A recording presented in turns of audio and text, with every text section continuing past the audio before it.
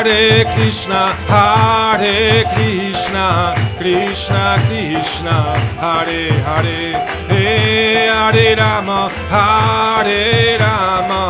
Rama Rama, Hare Hare, Hare Krishna, Krishna Krishna, Hare Hare, Hare Rama, Rama Rama, Hare Hare, Hare Krishna, Krishna Krishna, Hare Hare, Hare Rama, Rama Rama, Hare Hare, Hare Krishna, Krishna Krishna, Hare Rama, Rama Rama, Hare Hare, Hare Krishna, Krishna Krishna, Hare Hare, Hare Rama, Rama Rama, Hare Hare.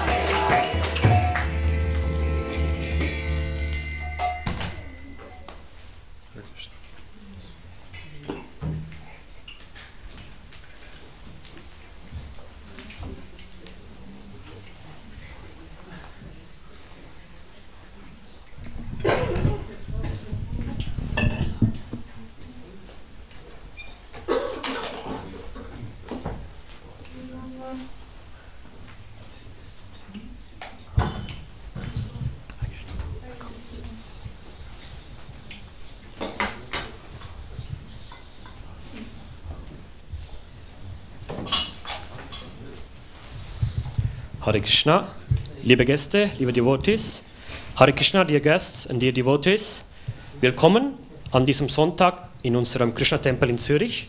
Welcome to our Krishna Temple Zurich on this Saturday, on this Sunday. Gibt es jemanden, der kein Englisch versteht? Okay. So, ich glaube, I will first tell the program for today Sunday. We will now have a talk, a lecture till 5 o'clock.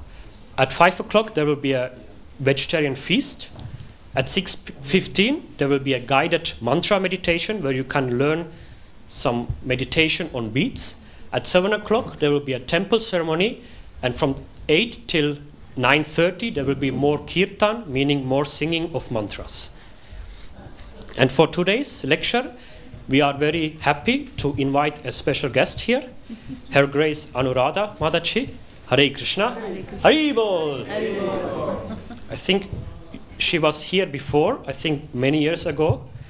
She was born in Germany and moved afterwards to Australia, to Sydney. And she actually joined the Krishna consciousness movement in 1979 in the holy place of Sri Vrindavan Dham. She did a lot of variety of services with her family and with her husband, especially some opening centers, running brahmacharini ashrams, cooking, and some deity worships like sewing for the deities. In 1996, they started a farm. Where did you get all this information? Our temple president has connections. Oh, he has connections. Okay. So, and the motto was of Srila Prabhupada, simple living and high thinking, on this motive. And also in recent years, she was spreading this Krishna consciousness in Germany, Australia, and also in Ukraine. In India? In India. A lot in India. A lot in India. So. Ukraine, I only had the fortune to go once, but I feel very lucky that I went there. And mostly Australia and India. Okay. Sounds nice the way you're describing it. Thank you. And we are very happy that you are here. I think every devotee's life is one big adventure, no? Yes, thank you so much, Prabhu, for your kind introduction. I feel really privileged to be here. Like I said this morning, I came to this Zurich temple the first time 35 years ago, and the last time I was here was 9 years ago. But before I begin,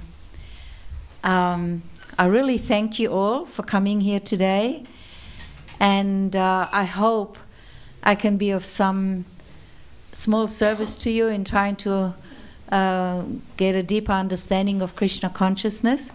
But before I begin, I would like to humbly ask you, this group of people and this group, come forward. I like to feel connected with you. Krishna consciousness is all about relationship and being personal, getting to know each other. And we just had this amazing kirtan. So thank you for the devotees for leading such a beautiful kirtan. And I'm really inspired just sitting here because, like I said, the last time I was here was 9 years ago. And I got stuck, in that whole corona disaster in India.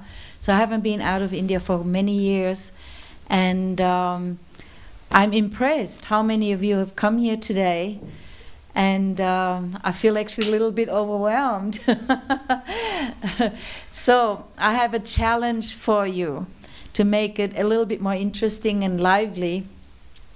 I want you all to think of a question to ask me about Krishna consciousness. I will first speak a little bit something just as means of introduction, but I think what will be more important is you think of something. It doesn't have to be in relationship to what I'm speaking, but anything in connection that may be a question that's been zipping around in your mind for a long time, or something that you puzzled about or you don't understand.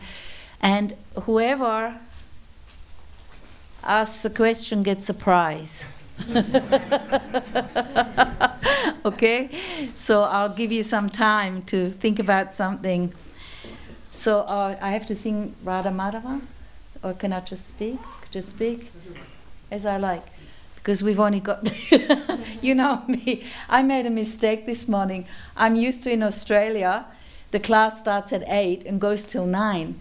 So when it was 8:30 this morning, I was thinking, hey, I'm doing really good for time. I still have a half an hour. I completely forgot I was supposed to stop at 8:30. Anyhow, for the pleasure of Guru and Gauranga, I thought to speak on the topic of hearing. We just heard so nicely the chanting of the holy name. The holy name of the Lord, of course, is a transcendental sound vibration that comes from the spiritual realm. It is eternal. It resonates in the heart. It is sung eternally, not just in this world. It's not that we're just doing this mantra meditation to achieve a particular result and then we drop it once we've achieved this result. No, actually, this chanting of the Lord's holy name goes on eternally. It goes on in the spiritual world too, because it's a very powerful way of connection between the living entity and the Lord, but it is also the highest expression of devotion and love for the Lord, and the Lord in return reciprocates with his devotee. So I found a verse in the Srimad Bhagavatam. Is anybody here for the first time? I need to ask. You're all something a little bit. You're for the first time here. Thank you so much for coming. And you enjoyed the chanting. I could see you're really kind of getting into it. That's cool. That's really nice. So that's wonderful. So we have many scriptures, actually. The Vedic scriptures are a vast body of literature. And one such literature is the Srimad Bhagavatam. And I found this verse which inspired me.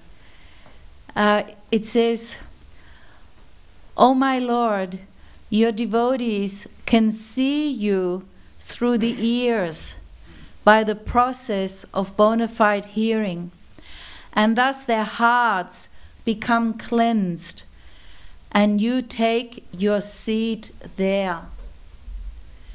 You are so merciful to your devotees that you manifest yourself in the particular eternal form of transcendence in which they always think of you. So there's some very powerful statements packed in this one verse. I'll try and unpack it a little bit, fluff it out.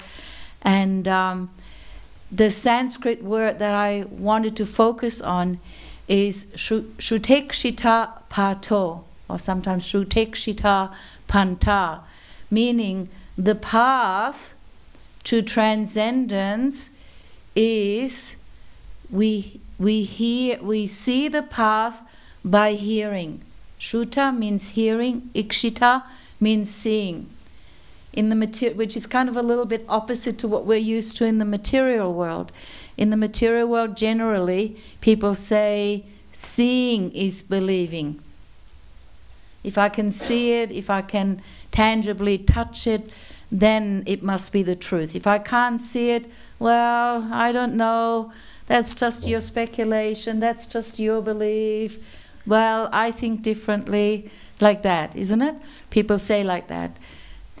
Seeing is believing. But actually, when we're speaking about transcendence, because we're speaking on the platform of soul, in other words, not in relationship with this material body, we need to to perceive the transcendence is through the hearing process. Because this material body is just a biological suit. It's a machine. It's a biological machine. We have senses, eyes, ears, nose, touch, taste, like that. And yes, we can perceive certain things through those senses. But above the material body is the soul. And the soul's presence is perceived through our consciousness, our awareness. So Krishna consciousness, or to become conscious of Krishna, to become conscious of God, to become self-realized, means to go beyond the material realm and become conscious of the transcendence. And the most powerful, there are many different processes, but for this age, in Kali Yuga, the most powerful and direct means is through the chanting of the holy name. And you have that in all the scriptures. You have that in the Christian Bible, Our Father in heaven, hallowed be thy name. In Buddhism also they're chanting the holy name, Om Mani Padme Hum, Om Mani Padme Hum. They're chanting over and over, Om. It's a transcendental sound. Then, various other religions, they're always glorifying the name of God. So, here it is said that we can see the Lord through the ear by bona fide hearing.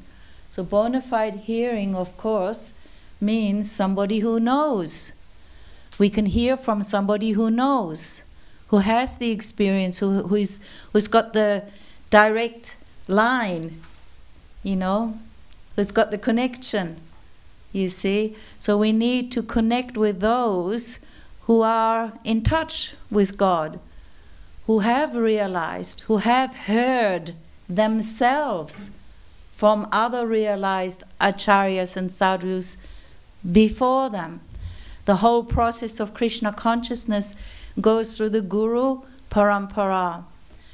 Krishna is the source of all transcendental knowledge. He speaks to Arjuna, his immediate disciple, and then which we know now as the teachings of Bhagavad Gita. Then that Bhagavad Gita gets spoken to the next disciple, from guru to disciple. So in that way, actually, everyone is always a disciple. Everybody is always connected through the hearing. What I have heard from my authorities, from my guru, from sadhu, then that is what I can speak. I never speak my own opinion. Or maybe it's like this, or maybe it's like that. No, I hear from the authority and then I exactly repeat. And in that way, the transcendental sound becomes preserved and handed forward, and we are simply seeing ourselves as a pipe. There's a reservoir of love of God, a huge reservoir, and that reservoir gets accessed through the pipe, through the pipeline that's coming to us. And this pipe means hearing from authorities. And then by this bona fide hearing, the heart becomes cleansed. Why is it the heart needs to be cleansed? What is it that it needs to be cleansed of? See, it's very interesting. It's not an intellectual endeavor. It's not being said, oh, we need to change our brain waves or plasticity or something like that. We don't need to change something in the brain. The brain is just a mechanism through which the intellect works. But actually, the truth, transcendental truth, is perceived in the heart. If truth or transcendence is not being able to be perceived in the heart, that means something is blocking. What is the blockage? The blockage is ego, false ego, ignorance, attachment. You know, sometimes you can speak a truth, even a simple truth to somebody, but they're just not willing, or they're not hearing, or they're not wanting to accept because something is blocking in the heart. This blockage is usually called desires, material desires. If we to be able to understand the truth, eternal truth, absolute truth in our heart, we need to have a desire for it. We need to want it. So the heart gets purified by this hearing process of any misgivings, misconceptions, misunderstandings, false ideas, attachments, and like that. And then it is being said, and in return, God, or the Supreme Lord, manifests himself to his devotee in a particular eternal form of transcendence in which they always think of him.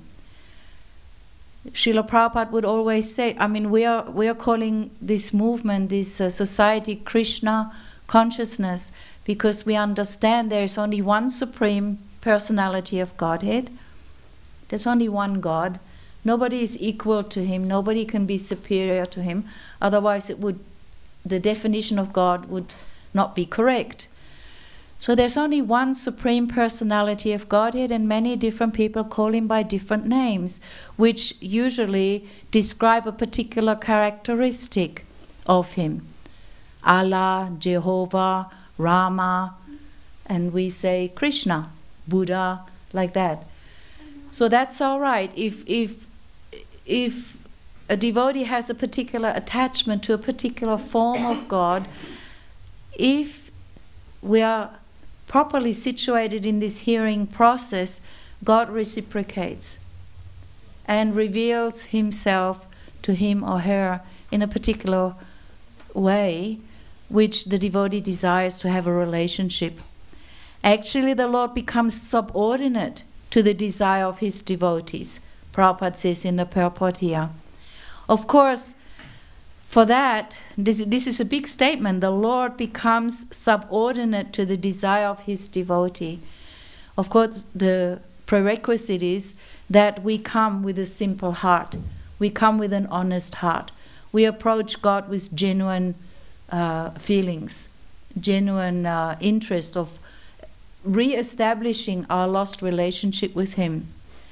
We don't see God as an order supplier. Okay, I'll do so much fasting, or I'll do so much austerity, I'll do so much chanting, or I give you so much money, or I come to so many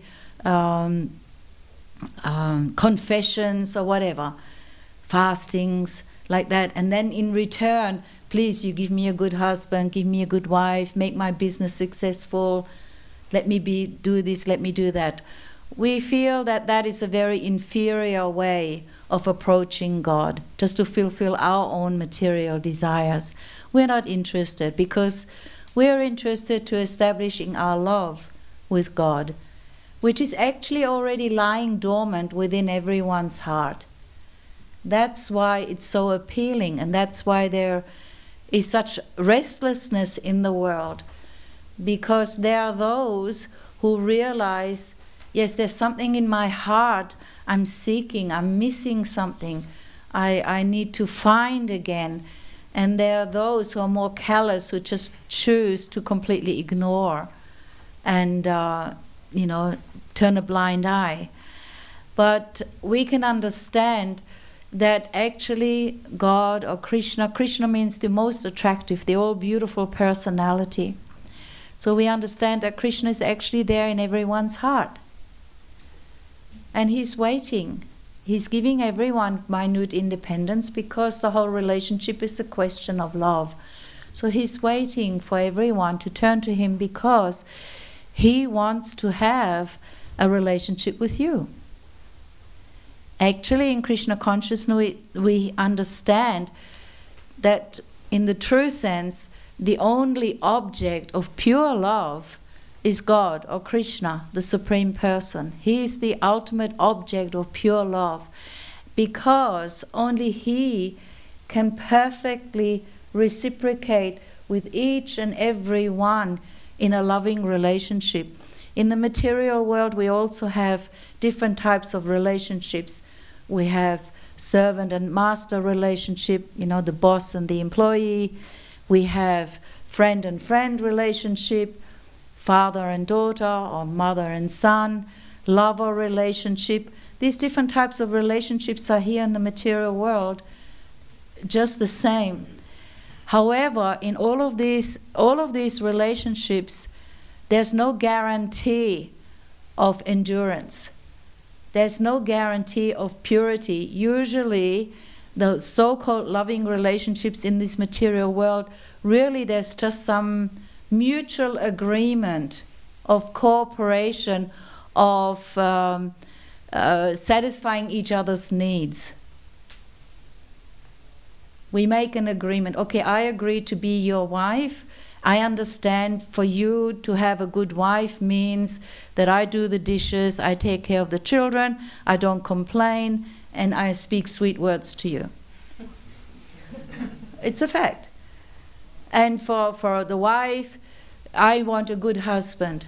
So then a man comes, yes, I'll be your good husband. I understand you need, as a good husband, somebody who is reliable, goes to work, brings home money and supplies, and is there when, with a caring shoulder when you need to cry.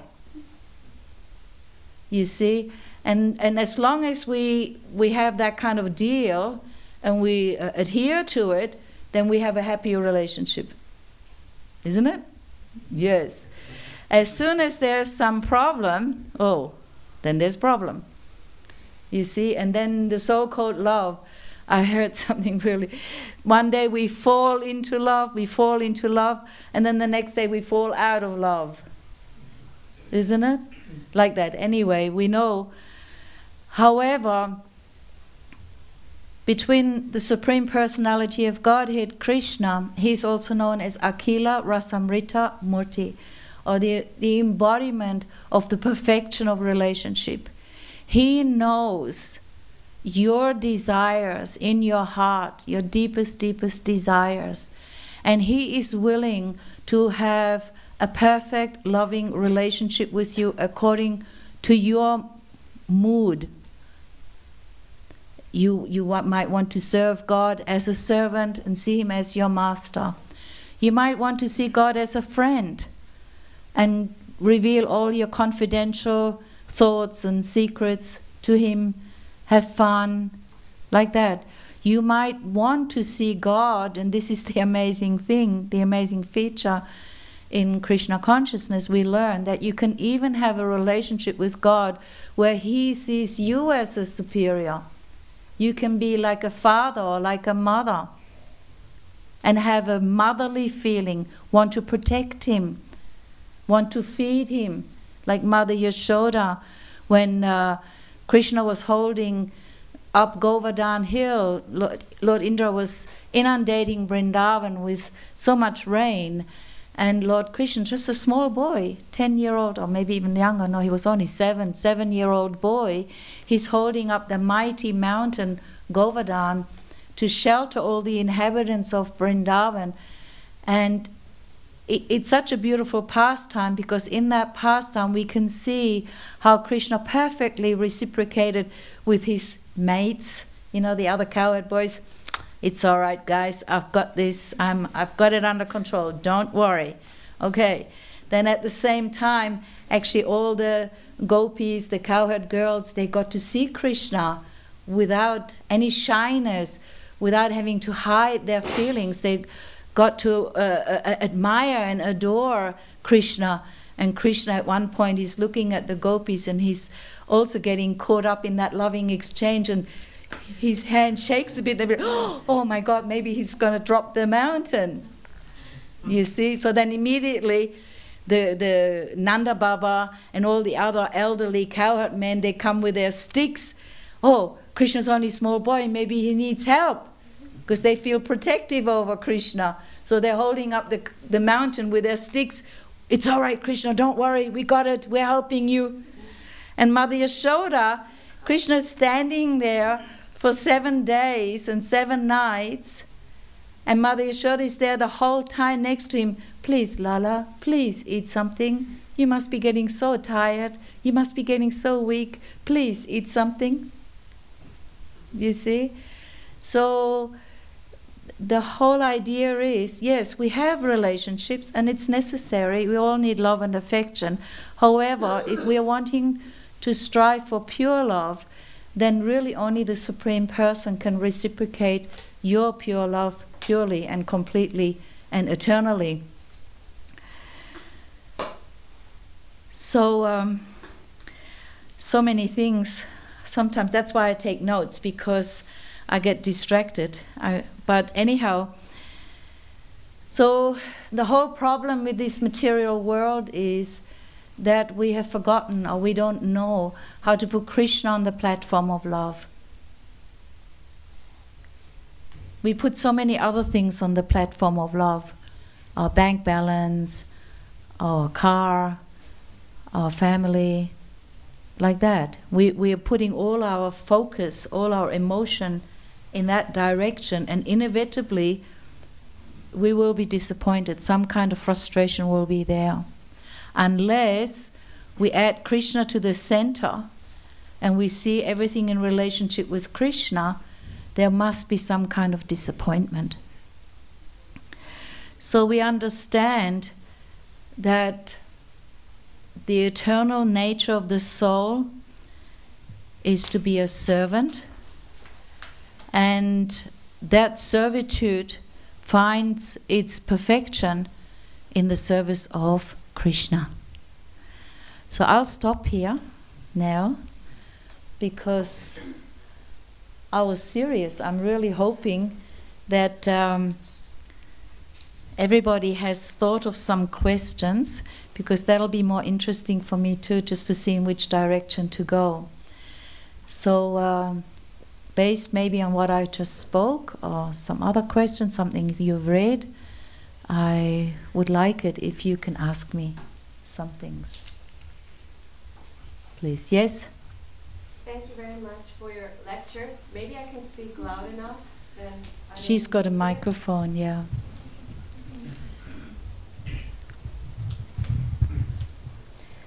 Okay, thank you very much for your lecture. I very much enjoyed it, and also when you talked about this pure love.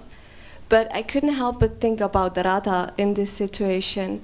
How can we, for me, God in nature is dualistic, even though it's quite simplified, meaning they belong together. Krishna, Radha, they're the holy couple. And how can we give justice to the divine feminine more in lectures or in general? So your question is, how can we give more justice to Radha? Justice. Or maybe that's the wrong word. How can we make her more visible in the teachings when she belongs to Krishna so much, and he belongs to her? That's a very amazing question. Thank you. Yes, because Radharani is the immediate expansion of Krishna's love. We can actually understand that Radharani embodies the heart of Krishna. So Radharani is always with Krishna. Krishna only loves Radharani, like that. So the supreme Godhood is perfect, that it has both feminine and male. Radharani belongs to Krishna. So if we want to understand about pure love, we definitely have to address the topic of Srimati Radharani, because she and only she has the highest love of Krishna. So we can learn from her. How we learn from her is through the mercy of Gauranga Mahaprabhu. Radharani and Krishna, it's a very esoteric, very elevated topic, but their mood and their service is made available to us through the mercy of Gauranga Mahaprabhu, who is Krishna but embodies the mood of Srimati Radharani. So if we want to understand Radharani, or Radha and Krishna, we need to go to Chaitanya Mahaprabhu, because he is Krishna who came to experience, practice and teach the mood and the love of Srimati Radharani to Krishna, which he came specifically to by giving the holy name Hare Krishna, Krishna Krishna, Hare Hare, Hare Rama, Rama Rama, Hare Hare. You see, in this mantra, Hare represents Radharani and Krishna. And then Hare Rama, again Rama represents Krishna, and Hare represents Radharani. So when we are chanting Hare Krishna, we are addressing simultaneously Radha and Krishna, and we are asking them, please engage me in your eternal loving service. Was that okay? Yeah? So very nice. Thank you for your question. All right, she gets a prize. Hari Hari. I've got a prize here, you see. So she's asked such a beautiful question. Come, you get your prize. It's a beautiful picture of Radha Shyam Sundar in Vrindavan, like that. So thank you. Next question. Yes, Prabhu. Hare Krishna Mataji. Do you Microphone. My question is that have you got any opportunity to meet our beloved spiritual master Prabhupada ji in your life? I'm not actually a disciple of Srila Prabhupada. Okay. I joined this movement in 1979, so I missed Prabhupada just by 1.5 years. Okay. Like that. But we're all related to Srila Prabhupada. Yes. There's no question. Yes. Isn't it? I mean, even many of his disciples never met him. They were initiated by letter and like that. Of course, there is a special connection always between the guru and the disciple, but really, all of us are directly and immediately connected to Srila Prabhupada. There's no question. It's a big topic. It's a really important topic. And I thank you for your question. And Srila Prabhupada, this is what when we had the memorial ceremony yesterday for Kadamban Kanan Maharaj, the only thought that I had to share was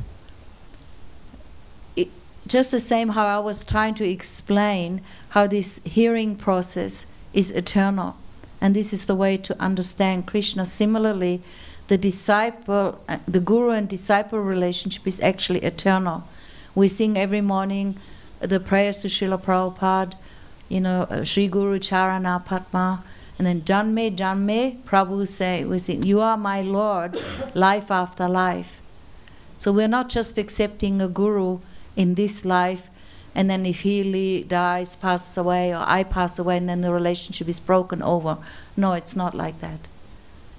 It goes on eternally, and because it is the hearing process, that's why it's always said Vani is more important than Vapu, because I can sit right next to Srila Prabhupada or my Gurudev, and he can speak so many things, but if my mind is distracted or my heart is filled with so many desires, what's the benefit?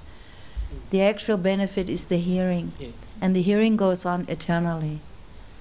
Thank you. Hare Krishna. So he also gets a prize. Radhe Shyam and Vrindavan. Thank you.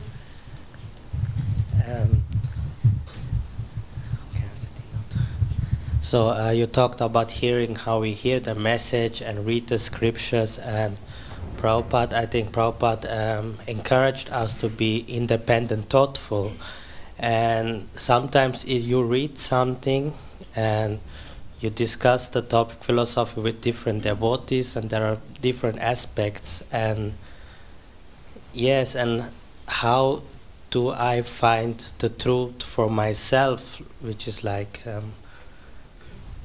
for me, where I feel good to follow or whatever, to accept it, because there are so many devotees saying so many things, and Right. you're reading so much, and Yes. you want to find the truth for yourself, and it's confusing sometimes. It can be confusing.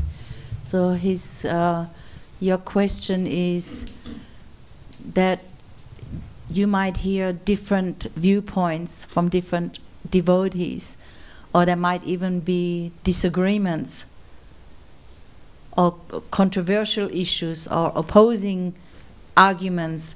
So how do I decide what to accept and what to follow? Is that right? That's your question? Yes. So that's why we always have this checking system of sadhu, guru, and shastra. Like Srila Prabhupada explains in the Bhagavad Gita in one purport, he says, we never speak anything unless we can back it with shastra. So when there is a conversation with devotees, the first thing you need to check, and it's perfectly fine, and that's the correct thing, is, Prabhu, please show me where it is in shastra. Because like we have maybe 50 people sitting here, and I guarantee you some things that is spoken, there will be 50 different perceptions. Because we're individual, we are unique, and we are not all, we might be all physically sitting here in the same room, but our consciousness might be in different spheres. And we might be here for different purposes. And more importantly, we're all very unique and individual. Just like you have a garden with so many flowers. But you can't say a flower is a flower is a flower. No, there's roses, there's tulips, there's lotuses, there's this, there's that. And they're all beautiful. So when you're in a situation and you're hearing and you're not sure what to accept, you need to, first of all, ask, okay, please show me in Shastra. Or you need to research, well, what does Shastra say, specifically Bhagavad Gita and Srimad Bhagavatam? Now we're very fortunate, we have Veda base and these things, and you can Google, right? My mother's doing crossword puzzles at home, and I'm Googling the words, you know, we can Google anything these days, you see. So that's the most important thing. Prabhu, I understand what you're saying, but I have some doubts, I'm not clear. Please show me in Shastra. And then if there's still confusion and you're not sure, then you seek always those who are more advanced in Krishna consciousness, who are more experienced. And then you need to find those where you have some trust, where there's a relationship. Like that. So that's the usual checking system. Is that okay? Is that all right? Yes. Yes? The most important is to find it in Shastra. But of course you read one thing and I read another thing, isn't it? We both quote the Bible day and night, but you read black and I read white. And then we fight. And might makes right. Right? So, okay, so I have a question. There's doubt. And that's why there's Vaishnava etiquette. There's respectful and humble behavior. Because it's human, it's natural that this will come about. And actually Chaitanya Charitamrita encourages controversial conversations. Why? Because it makes your mind strong. We don't want blind following or weak following. Krishna doesn't want just a bunch of sheep. We want our own unique individual personality to shine forward. I remember when I joined Krishna consciousness, I found that really amazing, that in the broader world, in the outside world, everybody wears the same fashion, everybody speaks the same language, they read the same things, they catch the same bus, they kind of do the same kind of job. It seems really all the same. But then when you come to Krishna consciousness, everybody becomes like, wow, very different, very unique personalities. And that's good. That's a good thing.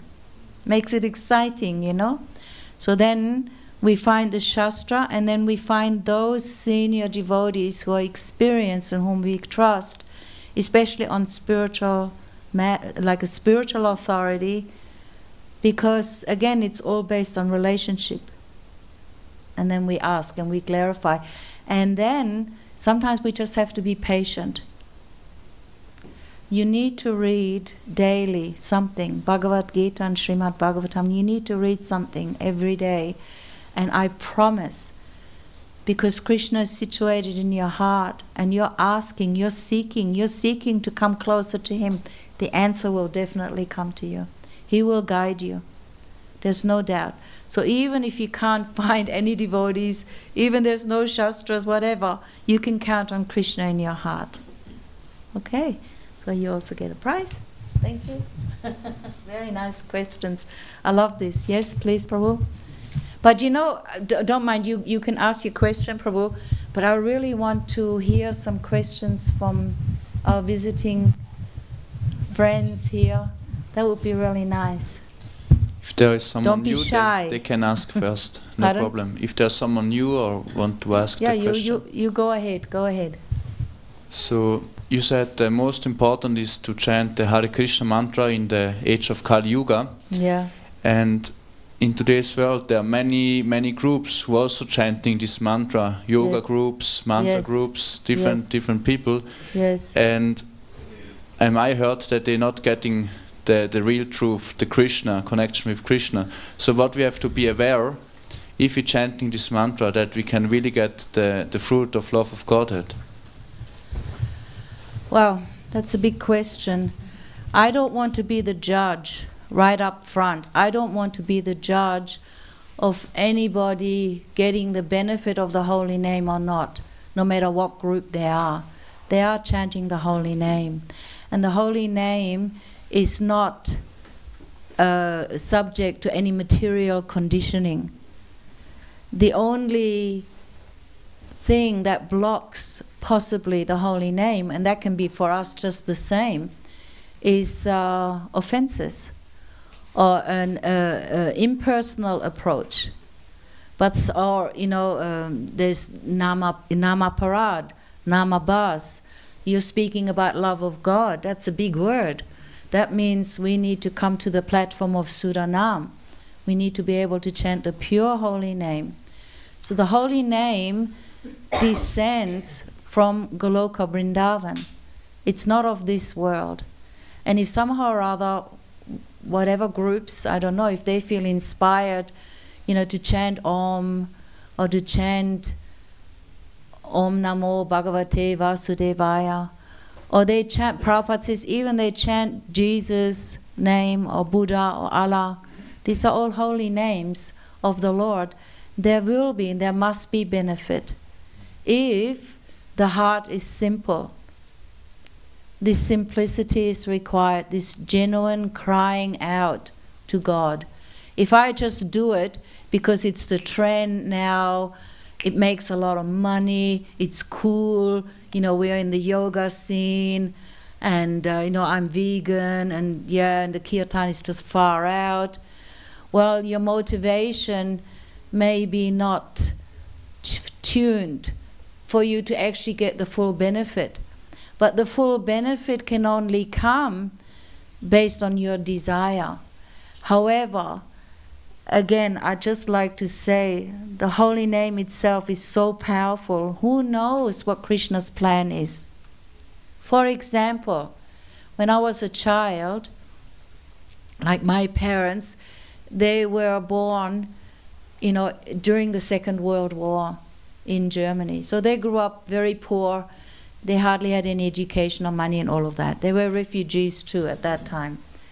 And there was butter, is expensive. So somehow or other, I don't know who, probably America, who knows, somebody invented margarine. Because you can spread it easily, it's cheaper, it's just made from oil, right? And what is the name of this margarine? Rama. I go to the shop and Rama, Sonderangebot, nur 1,50 Mark. They're chanting the holy name. On every breakfast table all over Germany, they're chanting the holy name. Isn't it brilliant? Krishna is so kind. Krishna is so kind.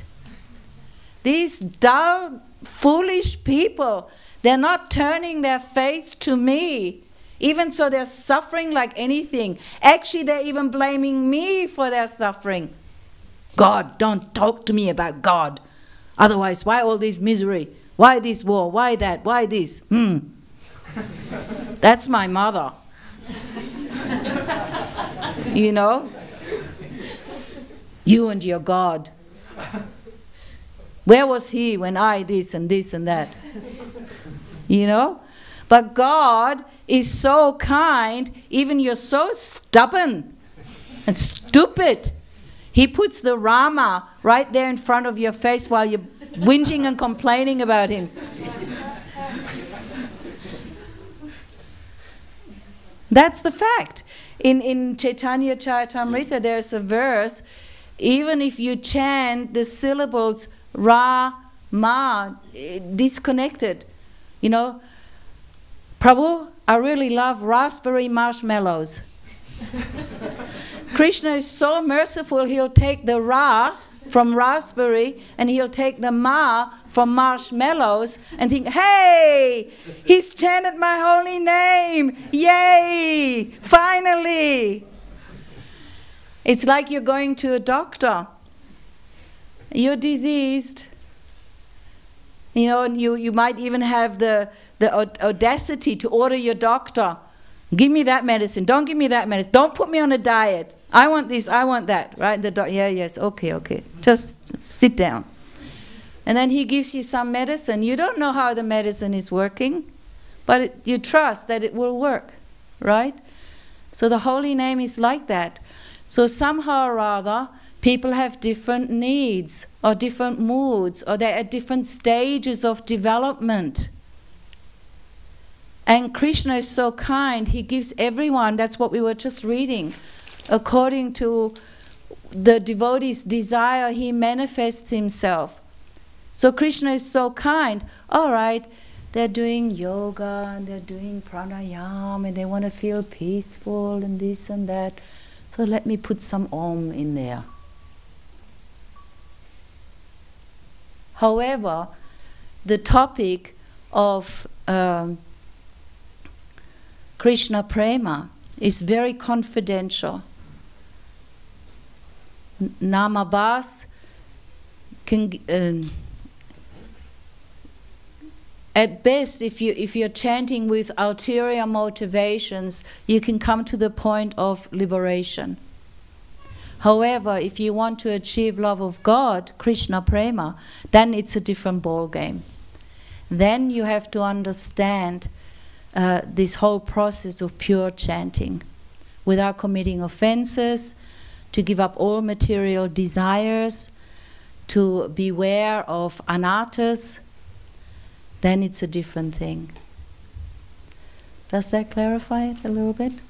So it's a great thing, it's a good thing, yes. Let's do kirtan everywhere, whatever. However, as devotees, of course, we safeguard ourselves that we need to be, when we do kirtan as devotees, because we have this understanding that as a leader of kirtan, I need to be able to chant purely, without any material motivation.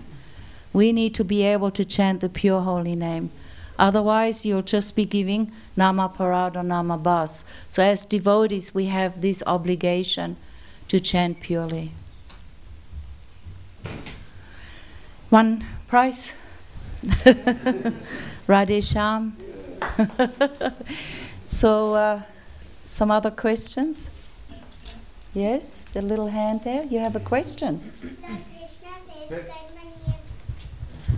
Lord Krishna says, Karmanye vadhikaraste ma phaleshu karachana, means perform your duties, you will get your results. Don't expect your results. I performed my duties like studies and helping others, but I still didn't get my results. How much should I wait? Come here, sweetheart. She's just so sweet. I'm so happy to meet you. What is your name? Meghna. Meghna. Okay, thank you for your beautiful question. So you've been doing some duties, but you didn't get the result. Is that what you're saying? You're asking me? Yes. So what result did you want?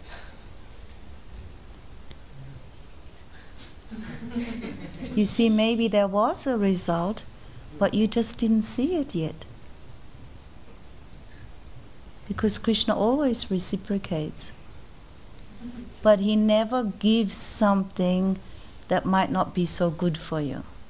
He might give you something that you didn't expect, which is much better for you. It's like your mama. Is that your mama there? Or your daddy? Your daddy is sitting there. Yes. Okay. Just like your daddy, he loves you, no? He loves you? Yes. Yes. So sometimes you might be a really good girl and you expect your daddy to give you some chocolate, maybe? You see? But your daddy's not giving because he thinks, no, that's not good for her, it will give her bad teeth, it will make her stomach upset, like that. But then he might do something like bring you to the Hare Krishna temple. You see? Yes. You understand? So you're such a good girl and your daddy's taking so good care and Krishna knows exactly what's in your heart. Definitely the result will be there, but maybe different than what you expected. Is that okay? Okay. Thank you so much. Say your name again. Meghna. Meghna. Does it mean anything special, your name? I don't know. You don't know, but you deserve a prize. Okay, Meghna? Thank you for being so courageous and asking a beautiful question. Let's clap. Let's give an applause for our Meghna. Thank you very much. Any other questions?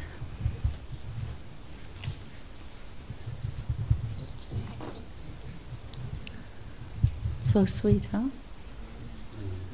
That was impressive. Yes, please. What was your experience of Krishna? What was my experience of Krishna?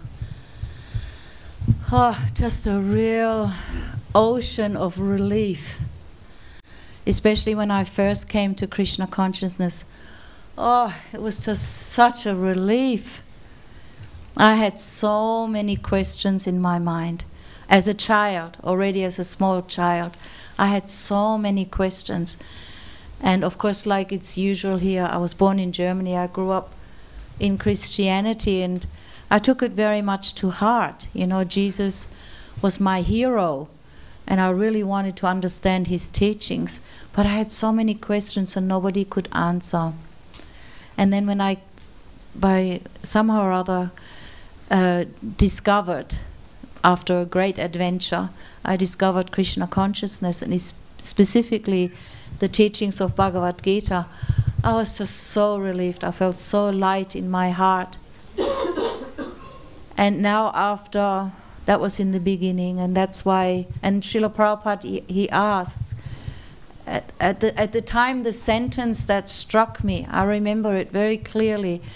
I always love reading, and so I just love Prabhupada's books, and I was reading the teachings of Queen Kunti, and in there's a sentence: the living entity is the eternal servant of Krishna, the Supreme Personality of Godhead. So I'm reading that living entity, okay, that's me. Is the servant of God, okay, I get that. And okay, God is called Krishna, fine. But the word that really jolted me was eternal. I could understand, okay, this is not just something I do for some time, or it's a trend or a fad, and then I'll do something different. No, my nature, my being, my dharma is to be eternally the servant of Krishna. So when I first joined, I think it was a Monday. So then Monday, Tuesday, Wednesday, and when you're a new devotee, you get engaged and kept very busy. And then it came to Sunday, and I was used to, Sunday is a day off, right? I didn't go to Mangalatik, I didn't go to the class, I was sleeping, I was, eating nice things, and just relaxing. And then knock, knock, knock. My senior Mataji, she came, who was in charge of the ashram at the time. Why didn't you come to Mangalatik? I didn't see you at the temple. Well, it's Sunday.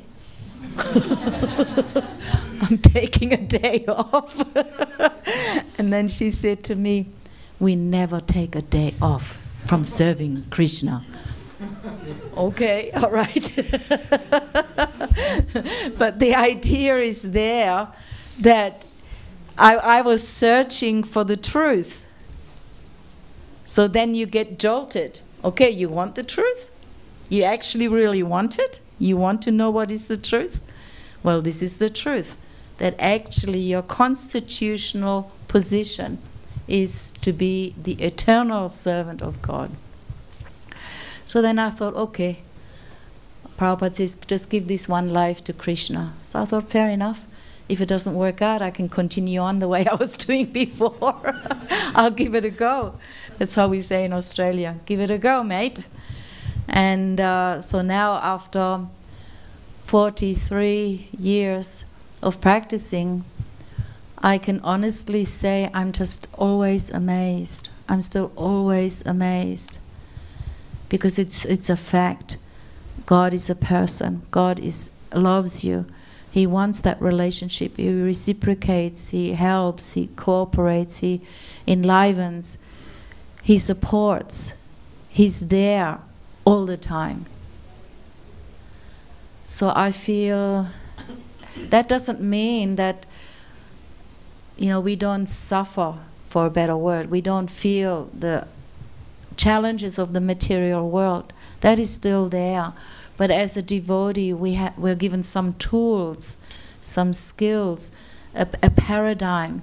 The whole Krishna, they call it paradigm shift. It's a different way of looking at things.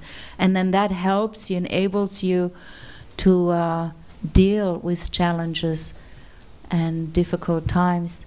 And it can be difficult sometimes, but you come to understand that actually whatever happens is Krishna's mercy, and it is given to me just to bring me closer. Because more than we want to go home back to Him, He wants us to come back. So He will, but He also has integrity. God also follows integrity.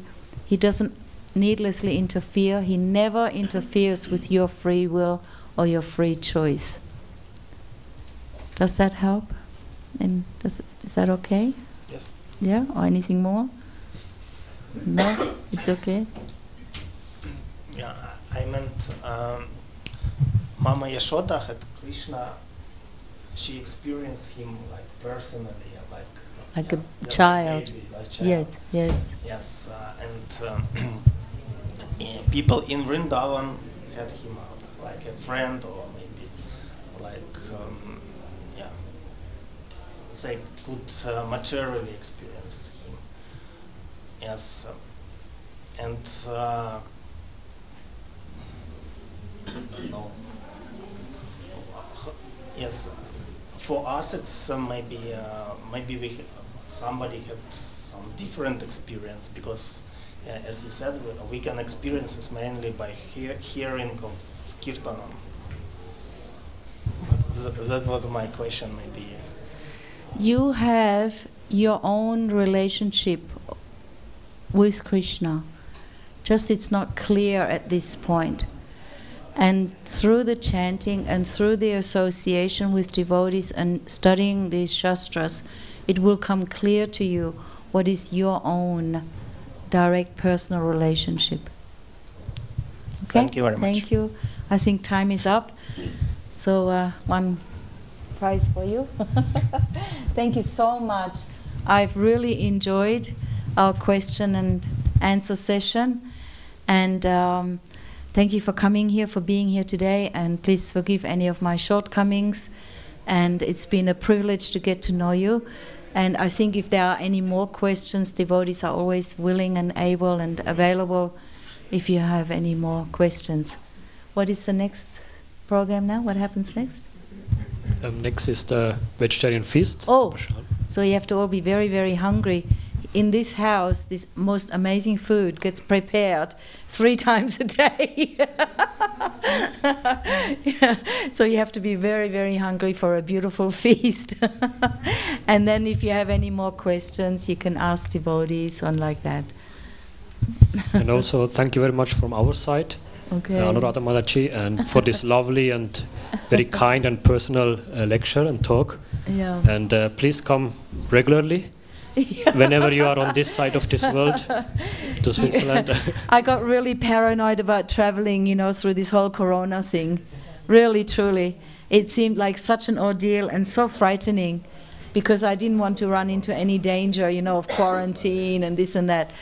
And on my Australian passport, I would be able to stay here for 3 months. But I actually need to go back to India. Otherwise, I'll lose my visa, you see. So maybe in the future, if you can invite me or something, I can come for a longer time. Because money is always a question too. We'll try. Yeah, you'll try. I know, we'll try. Okay, thank you. Hare Krishna.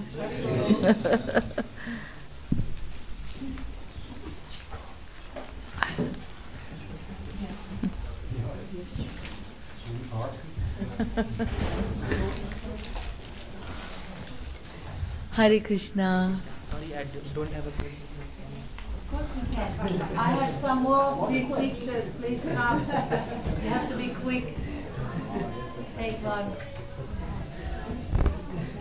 Yeah, the duck that quacks the lowest gets the crumb, you see. The few that I have here. Thank you for coming. Yes, Haribol. Haribol.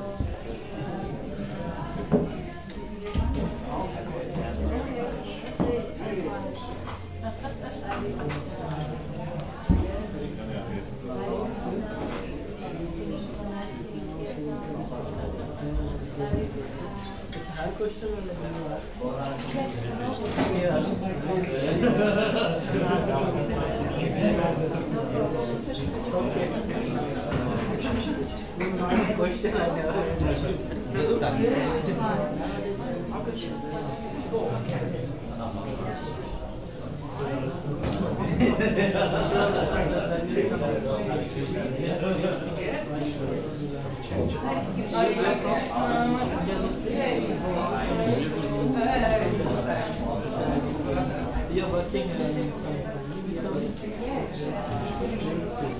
Everything that's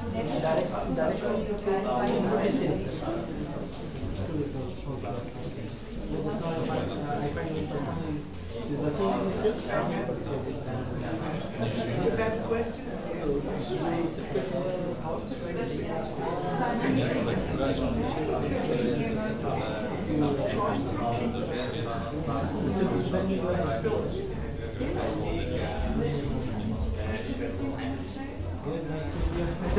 I'm still living in India, so I think